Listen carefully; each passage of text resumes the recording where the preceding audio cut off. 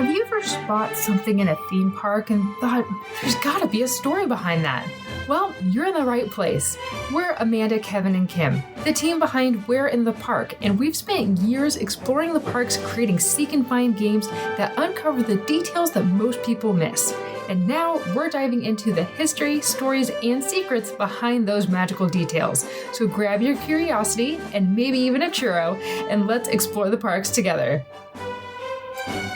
Hello, everyone, and welcome to the Where in the Park podcast. My name is Kevin, and on this episode, I'll be going over Where in the Universal Studios Florida Park. This will start a series diving into the buildings found in the section of the park named Hollywood. We're going to cover what's there, what the buildings are based on, and some fun details and Easter eggs along the way that tie back to the actual history of Hollywood. To see the pictures of the details we will be covering, head over to our Facebook group, Where in the Park Explorers. There, you can join the conversation and even share your own pictures and stories. The link is in the show notes below. If you don't do Facebook, feel free to check out our podcast blog at our website, whereinthepark.com/podcast. Like I said, this is the beginning of a series all about the Hollywood section of Universal Studios in Florida, with the Where in the Park team covering different buildings down Hollywood Boulevard. We will start with the right side of the street for the first 3 episodes, with Amanda covering the next episode and Kim taking the one after that, before we continue back up the road someday in the future. And I will be taking you through this first episode all by myself. Be sure to hit subscribe or follow on the platform you're listening to us on, so you never miss an episode.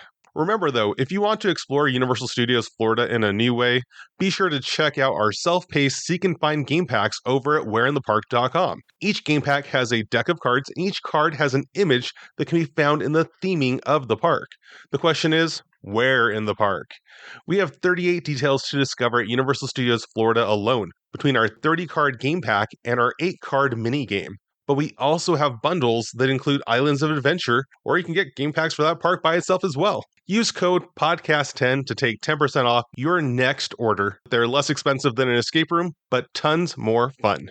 Okay, so let's lay the foundation before we really get started. Universal Studios Florida opened on June 7th, 1990, and was the first theme park to open at what is now known as the Universal Orlando Resort. Today, this is where you will also find Islands of Adventure and the newly opened Epic Universe. I'm recording this in June of 2025. But there is also the Volcano Bay Water Park, City Walk Orlando, and a few on-site hotels. Located roughly 9 miles north of Walt Disney World, the original park opened with a variety of rides and shows in 6 themed sections. One of the early attractions was a short-lived production studio tram tour. The tour only ran until 1995, and I only bring it up because it leads into today's topic. But first, you should know that their tour was very different than the one found at Universal Studios Hollywood today. When they opened in Florida, it was a working studio like Hollywood, with sound stages used for TV and movies. But unlike Hollywood, it did not have a functioning backlot separate from the park. So those sections of the park, or lands as they're referred to at some other theme parks, took the place of the backlot. This is why there are streets themed to New York, San Francisco, and Hollywood in the park today. So you would get aboard that tram, and it would take you past the sound stages, but then it would turn into the park and drive down the streets, where other guests were walking, to drive you through their backlot, in air quotes, I guess. Now, it is true the productions have actually filmed on those streets, and there is still a Universal Studios Florida production group website, where they advertise the buildings in the park as backlot locations. So if you're interested in using them for a project that you are working on, we'll put a link in the show notes for you. Okay, so now again, we're here to discuss the details found in theme parks. That's what we do with Where in the Park, and that's why we have this podcast. So just in case you haven't been to the park before, or if you've been laser focused on getting to your favorite attractions, I want to describe what you will experience at Universal Studios Florida. After parking your car and making it through City Walk, you'll pass the iconic Universal Studios globe and then the archway, and then you will head through the turnstiles. These days, you will find yourself in the section of the park named Hollywood.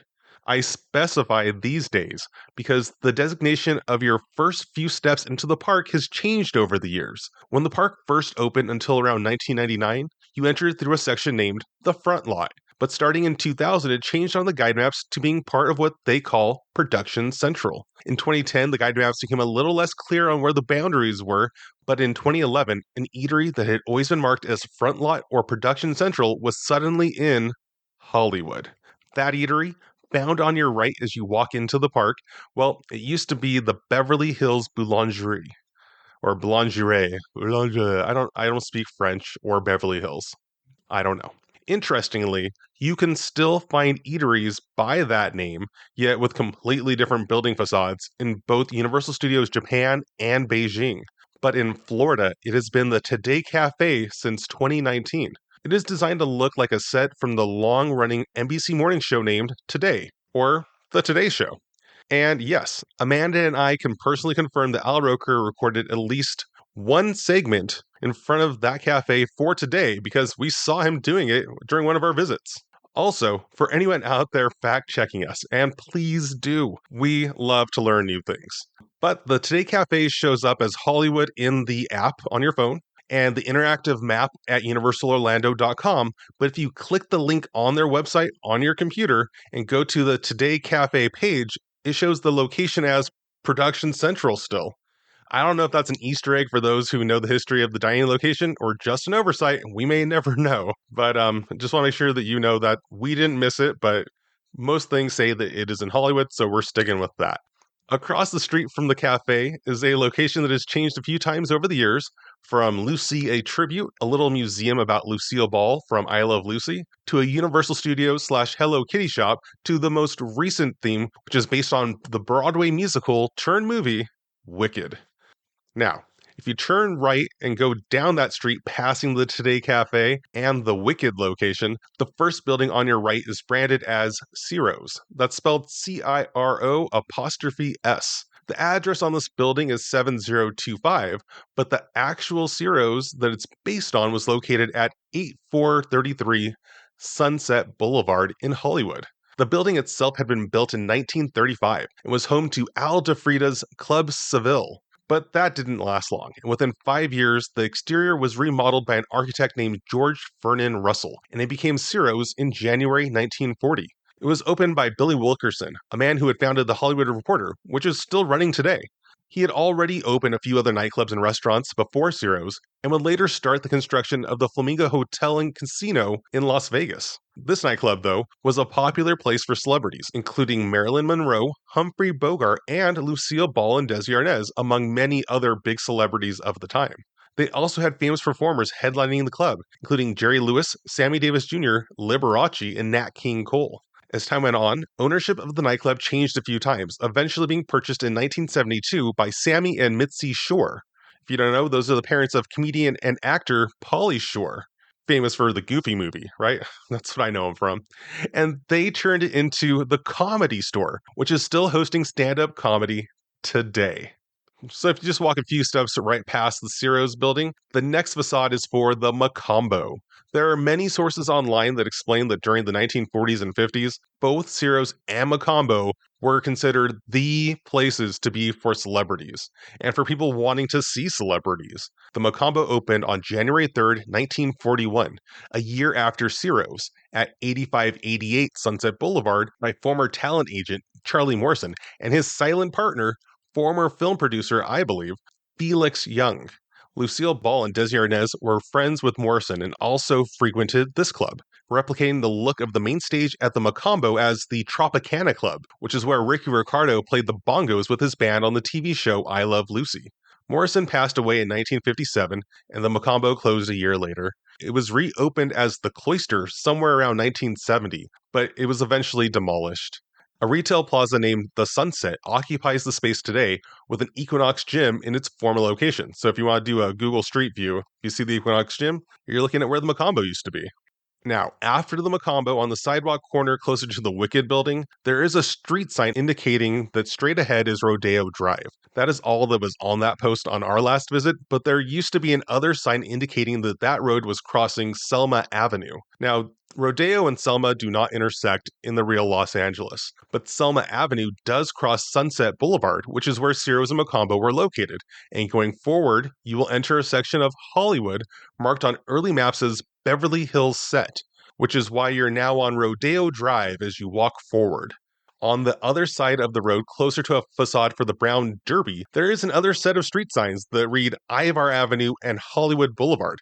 Those two streets do intersect in Hollywood, but we aren't sure how Ivar Avenue is important to the story, but we'll be covering the Brown Derby in a future episode, and hopefully we figure it out by then. Continuing, though, on the right side of the road, the first building on the other side of the sidewalk has a window above the door with signage that reads Maryanne's Boutique and Dressmaking. The design of this building is based on the original Giorgio Beverly Hills storefront at 273 Rodeo Drive. It was opened in 1961 as the first luxury boutique in Beverly Hills, founded by Fred Heyman and George Grant, with the name Giorgio just being a play on Grant's first name. And if you missed it, his name was really just George. About a year after opening the store, Fred bought out George in 1962. In 1981, Heyman created the signature fragrance, Giorgio, or GBH. It went on to make millions of dollars, and Fred Heyman eventually sold the perfume brand to Avon in 1987. At that point, the store's name was changed from Giorgio to Fred Heyman Beverly Hills. Talking about Fred, he also owned an office building on Cannon Drive, or possibly Canyon Drive, depending on how it's spelled. I'm not from Beverly Hills. I'm not sure whether they say Cannon or Canyon. If you're from there, let us know. But if you go over to that street and find that office building, it's still there. And it has Fred Heyman's signature at the top of the building, as well as a facade of this storefront with the numbers 273 above the door instead of the words Maryanne's and the rest. The brick wall to the right of the front door of the Maryanne's building in the park has the plaque that reads Parking on Cannon Drive, which is likely a nod to this fact. And just so you know, Cannon is about 2 blocks from the original Giorgio location. But yeah, so in 1994, the brand was sold to Procter & Gamble, who still own the name today. As for the shop, it was eventually demolished, and a flagship Louis Vuitton store has been at the location since at least 2015. As for the name Maryanne's, it was changed in the park sometime between 2009 and 2015, according to Google Street View. You can change the date on there, look in the past. But it used to actually say Adrian's instead of Maryanne's. A building with the same architecture can be found at Universal Studios Japan, and it still actually has that Adrian's name on it. I believe that these Adrian locations were named after costume designer Adrian Adolf Greenberg, who for his time was known to the world as just Adrian.